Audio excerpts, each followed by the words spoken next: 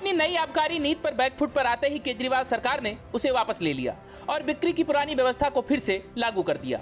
लेकिन इसके बाद भी मुश्किलें कम नहीं हुई हैं और यह विवाद अब केजरीवाल सरकार के गले की हड्डी बन चुका है। दिल्ली के उपराज्यपाल वीके सक्सेना ने जहां नई आबकारी नीति के कार्यान्वयन की सीबीआई जांच की सिफारिश कर दी और नई एक्साइज पॉलिसी में नियमों की अनदेखी कर टेंडर देने के आरोप लगाए, वहीं दिल्ली के आबकारी मंत्री मनीष सिसोदिया बुरी तरह से भाजपा के निशाने पर हैं।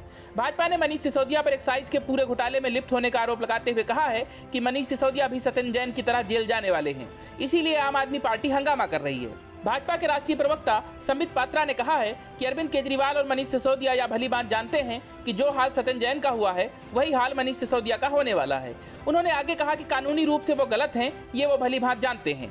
पात्रा ने कहा कि दिल्ली में शराब के ठेके बेचे गए हैं, इस मामले में मनीष सिसोदिया की भूमिका है। उन्होंने ये भी आरोप लगाया कि अरविंद केजरीवाल और मनीष सिसोदिया ने अपने शराब माफिया दोस्तों का 144 करोड़ रुपए माफ करके याराना निभाया। दिल्ली कैबिनेट ने पहले सब पास कराया, फिर उसके बाद सब खारिज किया क्योंकि उन्हें पता था कि उनसे गलती हुई है। संबित पात्रा ने कहा कि किस प्रकार से जिन शराब माफियाओं को मैन्युफैक्चरिंग रिटेल में नहीं आ सकते हैं, उन मैन्युफैक्चरिंग शराब माफियाओं को अरविंद केजरीवाल जी के कहने पर मनीष सिसोदिया ने रेवड़ी की तरह दिल्ली में ठेके बांटे। पात्रा ने कहा कि कैग की रिपोर्ट के अनुसार 2019-20 तक 4 साल की अवधि में दिल्ली का कर्ज 7% बढ़ा है। कैग की रिपोर्ट के अनुसार दिल्ली सरकार विकास नीति का उपयोग करने में विफल रही है और इसीलिए यह नुकसान हुआ है। उन्होंने कहा कि 39 योजनाएं सिर्फ कागज पर हैं, 39 योजनाओं पर एक भी पैसा खर्च नहीं हुआ है। उन्होंने आगे कहा कि अरविंद केजरीवाल ने एक भाषण में दावा किया कि उन्होंने 10 लाख लोगों को नौकरी दी। एक आरटीआई के जवाब में सिर्फ 3246 लोगों को नौकरी दी गई है। एक अन्य आरटीआई में खुलासा हुआ है कि उन्होंने सिर्फ 849 लोगों को नौकरी दी। पात्रा ने आगे कहा कि 500 स्कूलों का वादा करके 16 स्कूल दिल्ली सरकार के बंद हो गए हैं।